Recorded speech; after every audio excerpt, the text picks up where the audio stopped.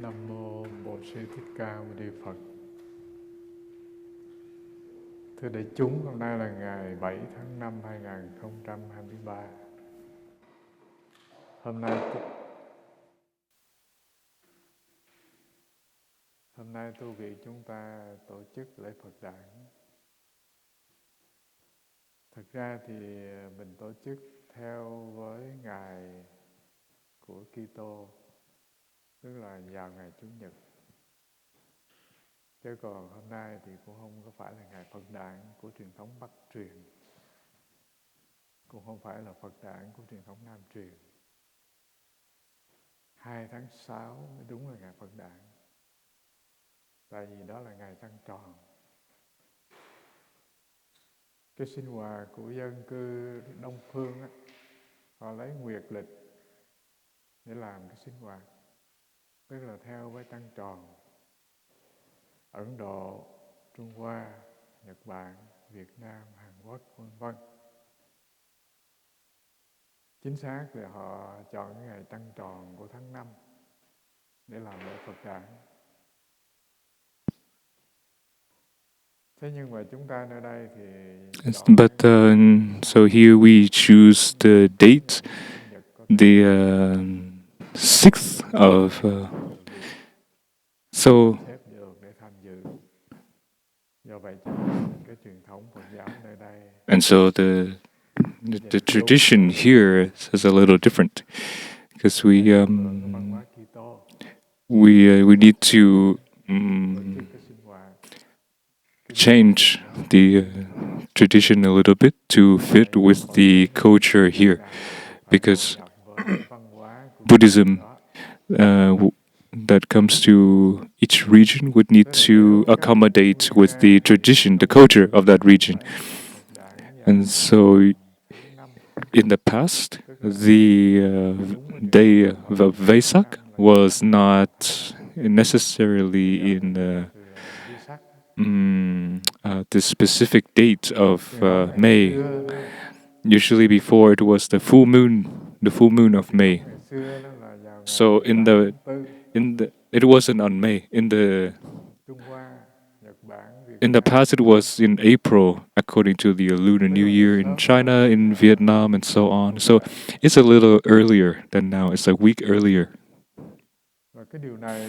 And so this, into all the way until 1950, the first assembly of Buddhism in Sri Lanka, all the members of southeast of Asian cultures, they gather and they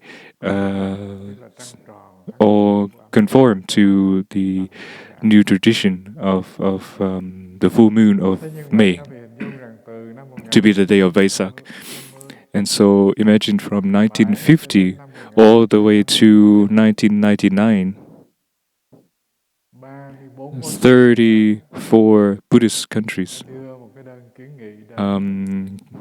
gave a suggestion. They wrote a form to the United Nations to please accept that the day of Vesak, or the Buddha's birthday, to be the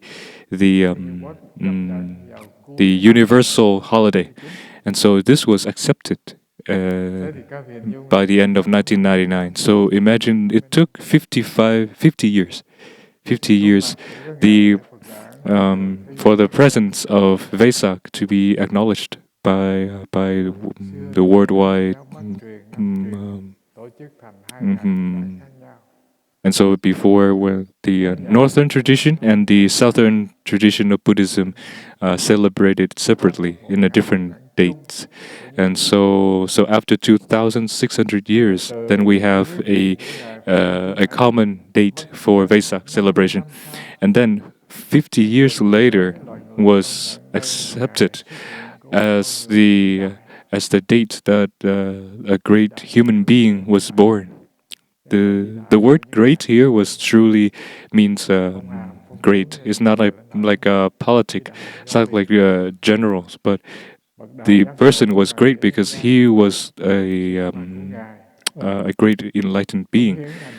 His presence offered a religion of peace to the planet, offer a very wholesome and ethical way of living to human beings, a way of practice to bring happiness, to bring peace and liberation to all people.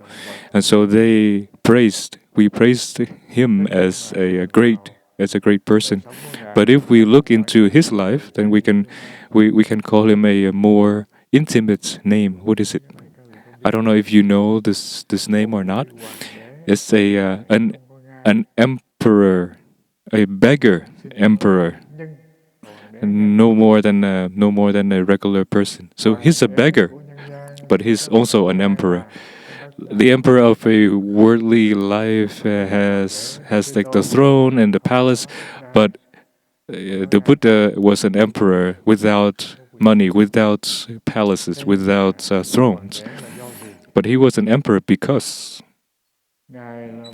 he was a word honored one, that having a great insight, great wisdom, because of practicing, because of wisdom, because of practicing wisdom. In other words, regular emperors are those who conquer lands, conquer people, to be someone who has a great effort in history. But on the other hand, they can also become evil and like Napoleon, Mao, or so on. So in the history of other nations, they were respected, but also their unwholesome deeds and their actions were also were also a lot. But the Buddha was someone who was praised.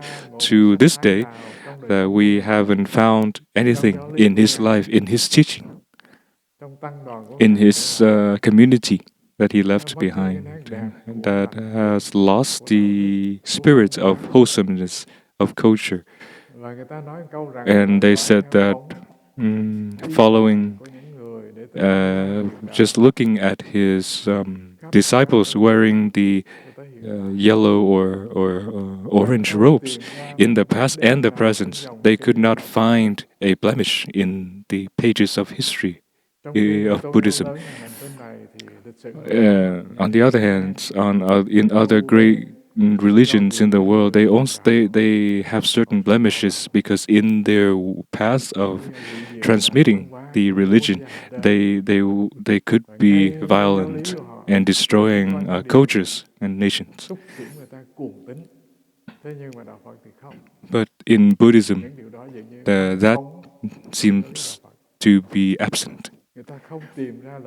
They could not find a teaching from the Buddha that carries the seed of encouraging people to be violent. So that is a great gift to us as human beings. So all the way up to today, then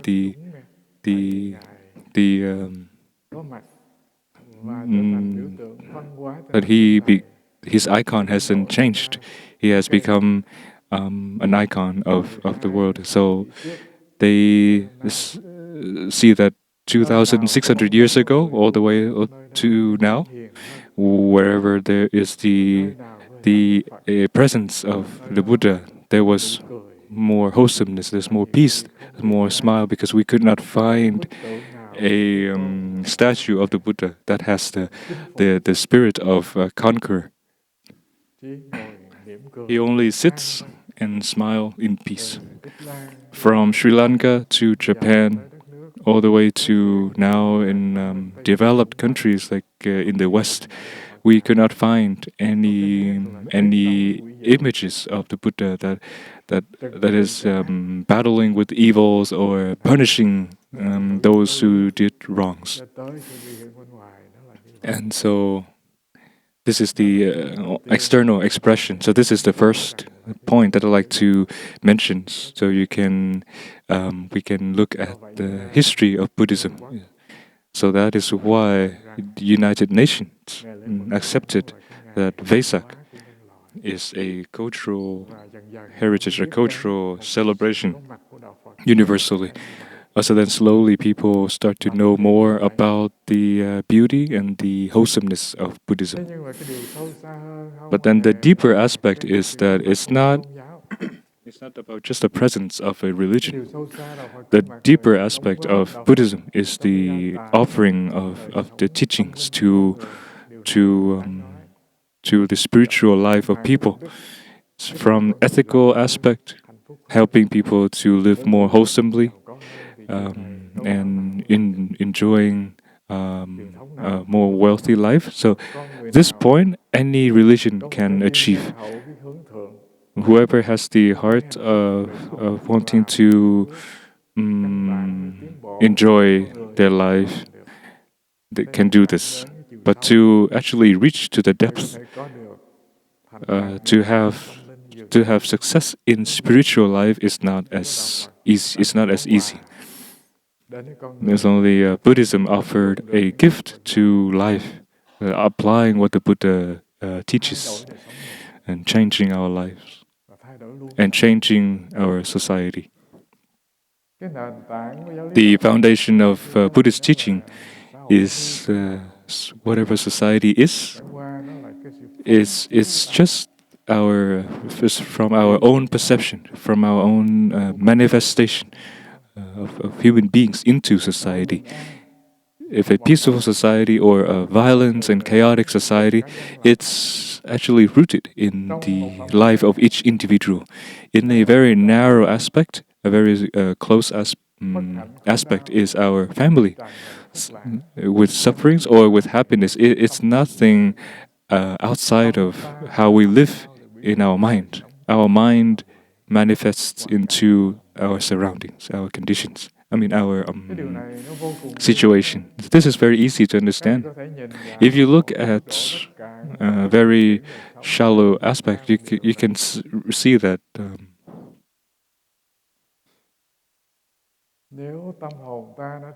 if our mind is filled with poetry, uh, even if we are left in a forest alone by ourselves, just 1 week, we can still be able to create a house temporarily using bamboos or woods that has a certain poetic aspect.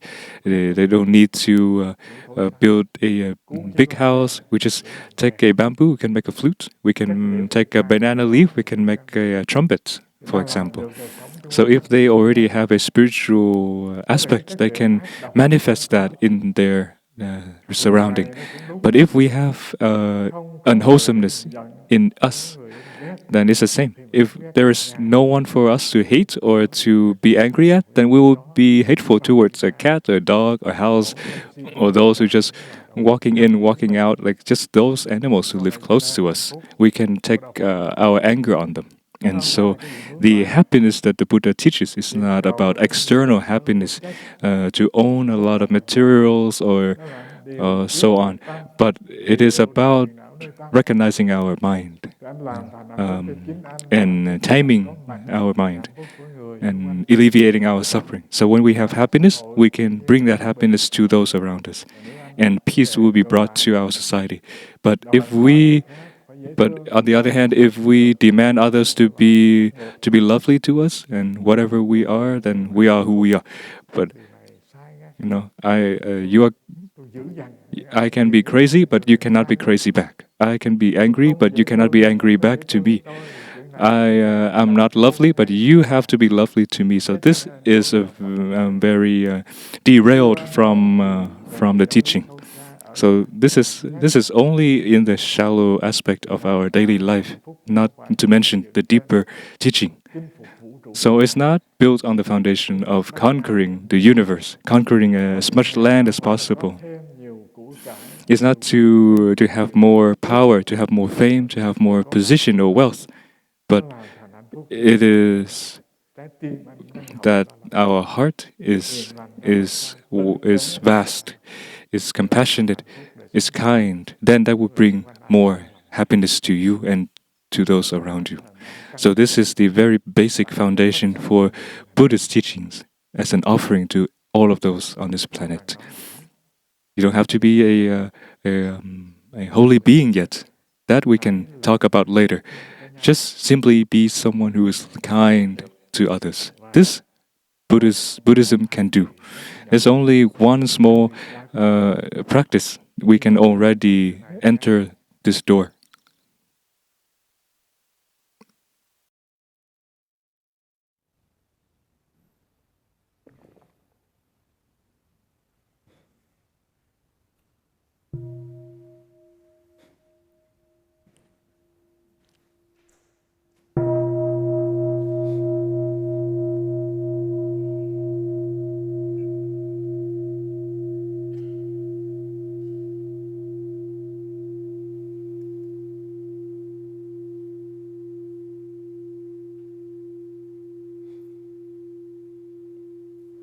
Thế rồi thưa đại chúng, And then, một cái ví dụ dear Sangha, a very close example we can recognize right away.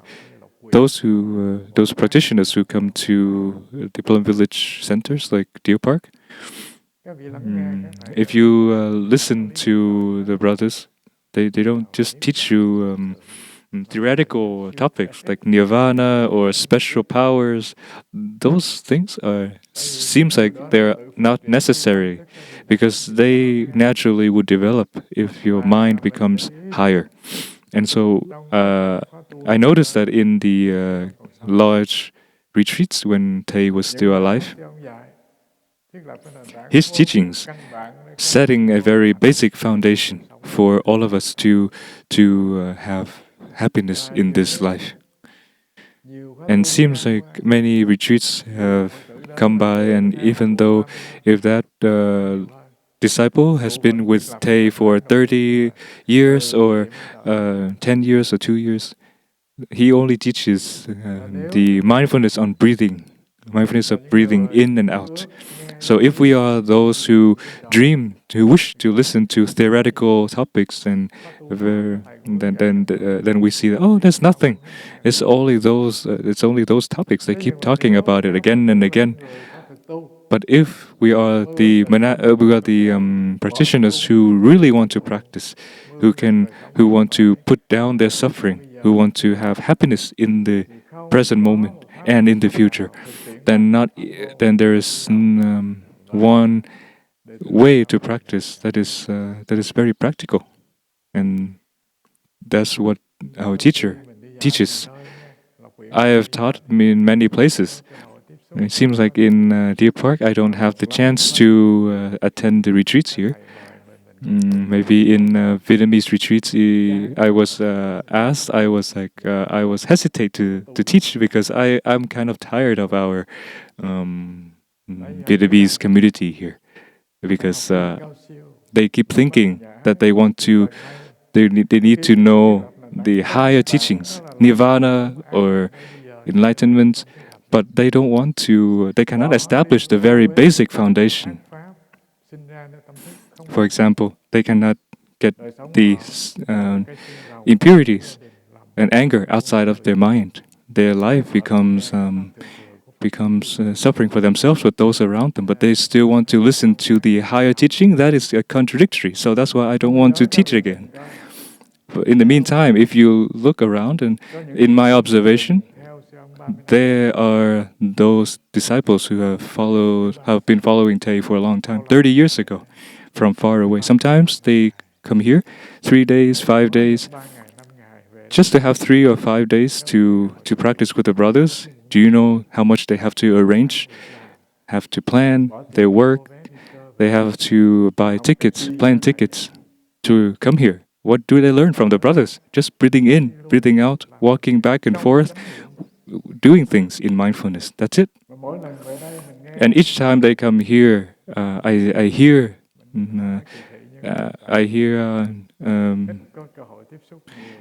practitioners from America. I'm not being discriminated. I don't have much interaction with the Vietnamese community. So please, this is just my observation. But those from America or from the Westerners. They come here, and when they leave, they never had a complaint. The brothers only teach them to cut the vegetables, to cook, to work in mindfulness, breathing in, breathing out. But there was not a single practitioner couldn't touch that sense of peace and happiness before they leave. And if they are bored, 5 years, 10 years, breathing in, breathing out, then why do they come back? But each year they come back at least once, and every time they return, they leave, they said the same thing. So appreciated, so appreciative, and they even cry because of the healing. And so when we haven't established our practice from the foundation of breathing in and breathing out, then don't bother to talk about higher teachings. Don't say that, oh, I have attained wisdom or concentration in my meditation. That's still far away. A teacher who has a lot of wisdom and offered the ways of practice to those in Asia all the way to Europe. Just one way of practice, the four establishment of mindfulness. But the pity is that we don't want to practice. But we demand. I have to attain in certain levels of meditation. I got to face birth and death. And I got to attain wisdom. This is a little contradictory. Talking about this just to say that not a single tradition, a spiritual tradition that could open the flow of liberation, offering to people, that carrying the practicality and simplicity and easy to practice, and the fruits of practice, just like the Buddha offered to us, one simple practice. So I just like to explain a little more. Just one practice that Te offered to his disciples is just a small part of 1,000 Dharma doors, 1,000 practices that the Buddha taught us to practice and to have peace and happiness. And so, but it seems like we have a mind that wants to reach outside, wanting to find something from far away, wanting to find something complicated and impractical. And so with the practices, seems like practicality, simplicity, and having the fruit right away seems that we are not satisfied in our mind. This is very strange. And then I'd like to explain one more level for you to see that the Buddha teaches very practically. There was a sutra that a bhikshu, that afternoon he was free from work. So I just like to prove that our minds now and our mind back then was very similar, likes complicated things. Practicing simply is too boring. But talking about birth and death and then past life, next life, I look at you and I see your past life and so on. It seems like these topics are very attractive. And then talking about giving Dharma talks about ghosts and spirits seems like it's more interesting. But talking about practicing, breathing in and out, seems like it's boring. So come back to the story. He was a monk who has a lot of free time and likes to debate. So he asked the Buddha, "What other one? What is the boundary of this life? Can you tell me where humans come from? When we pass away, where do we go? How many lifetimes already that now I can be here, or humans can be here?" So these are very theoretical questions. Everyone wants to know where this universe comes from. 5 billion people, where do they come from? If there's a spirit, then before the spirit comes here, where was it? Then the Buddha said, "Dear Bhikshu, I can explain these things, not that I cannot. The wisdom of the Tathagata can see into the speck of dust to see the universe, the cosmos. Where did it come from? Where will it go? So I know everything about it. I know where it came from and where it will be in the future. But these things are not beneficial for you. Your lifespan is not long enough to understand all these things. And the most practical thing is that your suffering in this body, you can end it. It's not about understanding these topics. And then the Buddha shoot him away. And then he left. And the Buddha said afterwards that you should remember there are things that are very practical. If someone who shoots you with an arrow, then the simple thing is to take out that arrow and then take care of your wounds, drinking antibiotics and not letting the wounds infect it,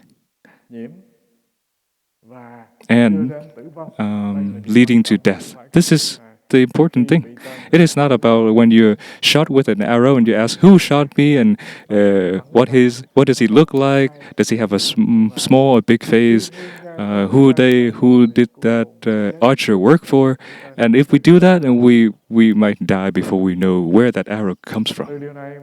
And so from here, I return to the very important thing is that to this planet, day by day, there's more needs to enter into the practice of meditation. And meditation to the Western practitioners is nothing more wonderful than practicing from the Dharma door of the four establishment of mindfulness, helping to bring happiness to this very life. Nothing more basic and easier than taking from the path of breathing in and breathing out. I heard one brother from Deer Park. He said one time he offered a Dhamma talk to lay friends, and he said, from the dates that I learned from Thay up to now, I noticed that each day I noticed not a single breath that is the same with the others. There's no repetition. We can breathe 1,000, 1 million breaths per day, but not a single one is the same with the others. Not a single breath is the same with the previous one or the next one. So if we practice to that point, then what happens? In the Southern Buddhist school, they say that there will be an aura or a light emanating from our body, but we don't talk about that yet. But the immediate effect is that it can cure our body diseases, our mind diseases, and our wandering minds, our wandering thoughts. It can bring us back with just a single breath. Everyone knows. A person with a very short and shallow breath, for sure, his lifespan or their lifespan is very short. If you look at the dog, it's breathing. Not a single moments that we can see that the animal is breathing with ease. Or the snake is the same. We can look at them and they can see that they can live for a long time. But when we see the dog breathing, we can see that more easily than the snake. And so that's why 1 year for humans' lifespan is 7 years in a snake's life. So the heavier, the more pronounced the breath of an animal is, the shorter the lifespan can be. So when a person is breathing very loudly or very noticeably or very short, then this might mean that the lifespan is shorter. This is not to threaten you. This is quite clear. Just look at scientific medical studies. So why do we have to practice from our breathing? Our breathing has the capacity to change with our emotions. When we're angry, when we are depressed, we breathe a different way. There are certain types of breathing because it was born out of sadness. We can breathe out, but we cannot breathe in. And when we are angry, we breathe very fast, like the animals do. And so the emotions that we are experiencing is expressed through our breathing. So if that is prolong day by day, then the prediction is that person wants to destroy their life. So that's why they choose to breathe like that. They choose to breathe like that because his physiology is like that. That is because his anger is manifesting, is destroying that person. And if our emotions are expressed through our breathing, then we can do something smart. That is from our subtle and long breathing, from practicing meditation, we can transform our emotions, settle our emotions in our body. This is natural. So a single practice that the Buddha offered in the past, and the whole history of the southern tradition of Buddhism is just based on breathing in and breathing out. And we think that, oh, this is too ancient, this is too old, 25 centuries already. We need to renew it. I challenge you. We can change a lot of what the practices are, but with the teachings that the Buddha offered, we don't need to change much. The words that the Buddha offered, we don't need to change much. Even maybe 5,000 more years, we don't have to do anything much different. Just practice like that, and we can attain happiness right away. So imagine, is there any other religion that can lead us and guide us to practice and attain happiness in this life? Is there any other religion like that? No.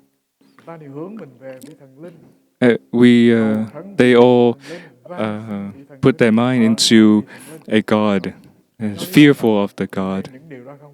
But in Buddhism, that seems to be absent. There's no wishing to an entity, a god. There's no fear towards a god or a higher being. If you don't believe it, you can read the sutra. They don't have threatening words. Oh, so only this is enough for the humanity to be impressed and praising the one who founded the religion, offering us practice that we can attain happiness right here and now.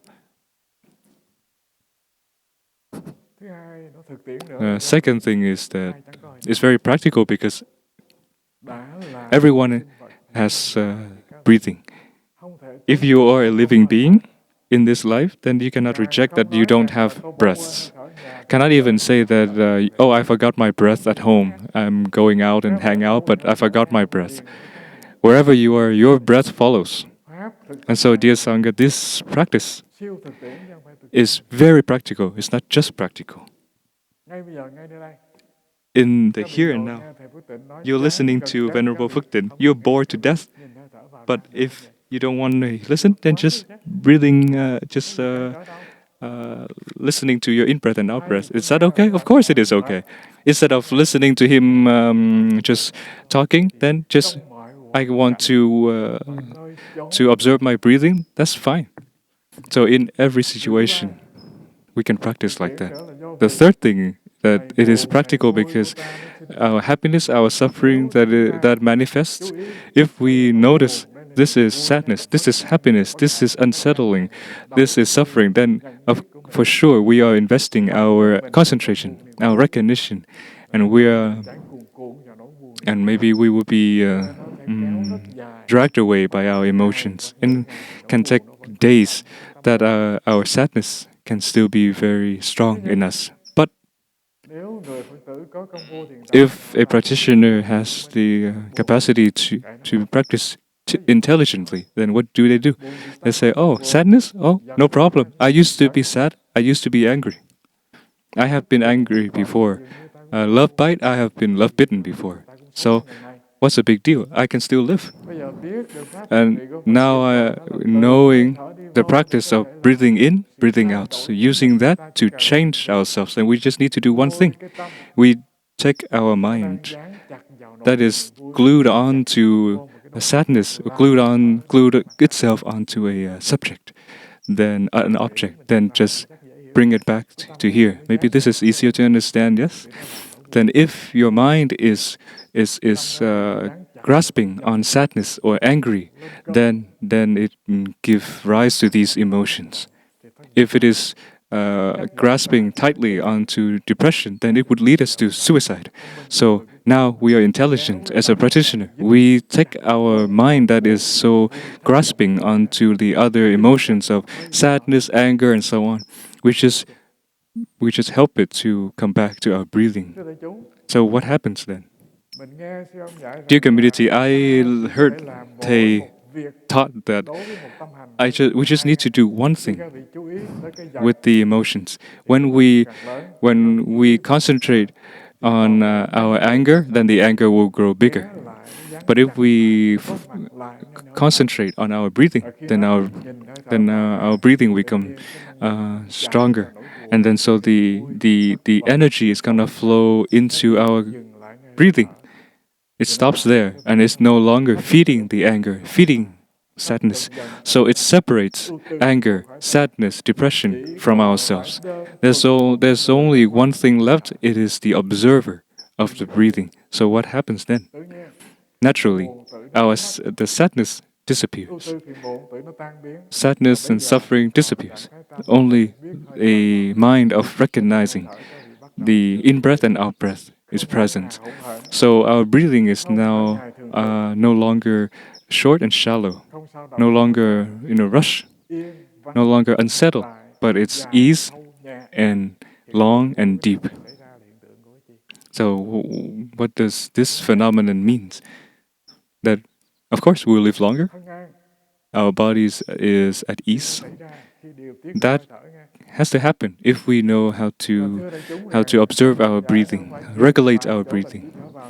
And it doesn't just stop there about breathing in and breathing out. For example, if we practice on the four establishment of mindfulness, then the breath is already a Dharma door. So then after that, we can do something greater. We can use our practice in our daily life to develop from the awareness of our breathing to be aware of our whole body. In the sutra, this is called the awareness of the body, mindfulness of the body. What does that mean? So, I mean, if the body walk forward, backward, blinking, working, cutting grass, driving, walking in the city, that is the actions of the body. And the job of a practitioner is to observe every movement of the body, leaning, blinking, bending down to work, anything. So that person can observe uninterrupted the actions of the body. Then whoever knows how to practice like this, then their energy is not reaching outward. Their mind is always in their body. There's no wasting in the energy. We burn our energy in wandering thoughts. Lora is it means we think about many things. Yes. From one thing we relate to the other. From the house we relate to the dog, to the neighbors, to the plants outside, to driving. There's no concentrated point. So this happens is that means that we are wasting away our energy aimlessly. And so therefore, the second step of practice meditation is to take that wandering mind to stop right here in this body. To do one thing is to just observe the body. And when we can do this, then for sure, our mind is no longer wandering back and forth. There's no empty and lonely. That's the second thing. We don't need to buy like a bunch of Korean drama movies to watch or to gossip. That word is very popular now. We don't need to call anybody for 30 minutes, 1 hour to talk about useless topics. So we see that our life now is full of happiness because we are full of the teachings, the Dharma. That doesn't mean that we just silently recite the names of the sutras or the Buddhas. It just means that our energy of observation is returning to our body. So the first thing is the energy is not wasted. The second thing is that there's an aura around us protecting us. And the third thing is we are filled with happiness. One of the things that bring great happiness to us is to practice concentration. There's the merits come from offering to the Sangha, offering to the poor, but the most foundational practice that we can do in each moment, each second is concentration. Why is that? Because that is the foundation that would lead us to great wisdom. If we are dwelling in the state of observation, our mind or our body, the first thing is concentration, and second thing is mindfulness will manifest. And of course, there will be no unwholesome thoughts manifesting, and not even a single moment that is empty that we need to fill it with anything, to read the news, to watch television, or to gossip with people. No. If anything, we're sitting there just because we are compassionate. But I already have great happiness from being single, walking back and forth, some sitting meditation. Isn't that happy? And so, dear Sangha, the practice is as old as the earth itself. It's just to observe the in-breath and the out-breath. That is already a gift to this planet, to humans. And from this Dharma door, we can discover, explore more teachings like impermanence, nirvana, non-self, and so on. So these are the very basic and fundamental teachings that if we practice enough, we will slowly be able to taste the fruit of the practice. A few more minutes. So, in conclusion, dear Sangha, in reality, in truth, the presence of the Buddha, 26 centuries has passed. Before us, many of the disciples came to Buddhism on the most shallow aspect is to bring happiness to themselves, to their next generation. But in the wider aspect, they want to bring peace to a country, to a society, and even larger, even more vast. They want to offer a flow of spiritual practice and culture to the next generations. The pity is that our life is becoming more and more attached to external conditions. A life in Western cultures is a life of encouraging consumerism, meaning it empty your energy, your life force to follow these material gains. Then what is the ultimate thing that happens? It's like returning this body back to emptiness. And in all the developed countries are like that. They encourage you to consume. Consuming, that means that to drain our sweats and our energy and money to consume. There are countries that are very different. They don't encourage consumerism. For example, in Bhutan, it's a very strange country. They are proud that they don't produce any electronics or computer. They don't encourage people to gain material comforts. But that country offers to the whole planet because they can keep green trees and offer oxygen to the planet. And their GPA is not high. I mean, not GPA. Their income is not high. But to talk about their happiness, then this country has been oppressed by China and other nations. But it seems like they're the most happy country. But if we look at the developed countries, such as the United States or European countries, then the aim of the capitalists is to earn money to consume. The more money we consume, the more wealthy the country become. But the more wealth we earn, the more drained we'll become, and then sooner or later we throw our body into um, yeah, to be turned to ashes. And then also we have a lot of cases of heart diseases in America, and also a lot of doctors for mental illness in America. Seems like if whenever there is war, it doesn't reach this country, meaning all of the people on this country are have the conditions to enjoy happiness. But if we are lucky enough, then some people can taste the fruits of the Buddhist practice to spend their life meaningfully. But the majority is that we are influenced by the information of society to bring us down. And so we can love ourselves more, knowing how to stop and enter the practice. And this is a fortune to ourselves and for those around us. A second thing is the gift of the gift of God. And God gave us this body, this life.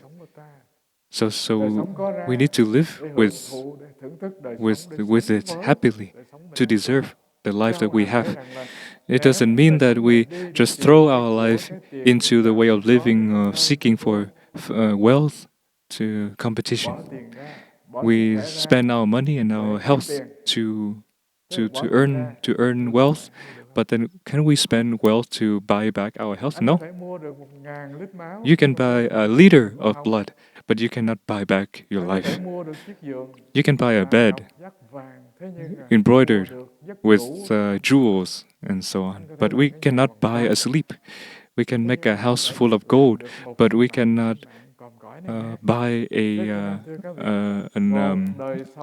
life like this.